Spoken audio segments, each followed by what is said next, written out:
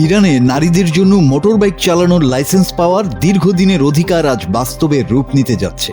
1979 সালের ইসলামিক বিপ্লবের পর থেকে নারীদের জন্য নানা সামাজিক ও আইনগত বিধিনিষেধ আরোপ করা হয়েছে। যদিও মোটরবাইক চালানো সরাসরি নিষিদ্ধ ছিল না, তবে নিয়মের অস্পষ্টতার কারণে নারীদের লাইসেন্স দেওয়া হতো না। ফলে তারা দুর্ঘটনার ক্ষেত্রে আইনি দায়বদ্ধতায় পড়লেও লাইসেন্স পাওয়ার সুযোগ থেকে বঞ্চিত থাকতেন। গত সপ্তাহে ইরানের প্রথম ভাইস প্রেসিডেন্ট মোহাম্মদ রেজা আরেফ একটি রেজুলেশনে সই করেন, যেখানে ট্রাফিক পুলিশের জন্য স্পষ্ট নির্দেশনা দেয়া হয়।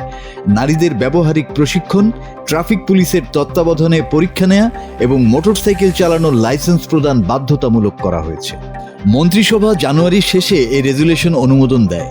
এর ফলে ইরানে নারীরা আনুষ্ঠানিকভাবে মোটরসাইকেল চালানোর লাইসেন্স নিতে পারবে, যা সামাজিক ও সাংস্কৃতিক বাধার মাঝেও একটি উল্লেখযোগ্য পরিবর্তন। এই সিদ্ধান্ত এসেছে দেশজুড়ে ব্যাপক প্রতিবাদের পটভূমিতে। অর্থনৈতিক সংকট থেকে শুরু হওয়া আন্দোলন ধীরে ধীরে সরকার বিরোধী বিক্ষোভে পরিণত হয়, যেখানে হাজার হাজার মানুষের মৃত্যু হয়েছে বলে তেহরান সরকার স্বীকার করেছে। সামাজিকভাবে ইরানের নারীদের জন্য কড়া পোশাক বিধি এখনও রয়েছে। জনসম্মুখে মাথা ঢেকে রাখার নিয়ম কঠোর এবং ঢিলা সাদা পোশাক পরার বাধ্যবাধকতা রয়ে গেছে। তবে গত কয়েক বছর ধরে অনেকেই এই নিয়ম উপেক্ষা করছেন এবং সাম্প্রতিক মাসগুলোতে মোটরসাইকেল চালানো নারীদের সংখ্যাও বেড়েছে। এই নতুন নীতিমালা নারীদের স্বাধীনতা ও চলাচলের ক্ষেত্রে বড় ধাপে পরিণত হতে পারে, যদিও সামাজিক বাধা এখনও রয়েছে।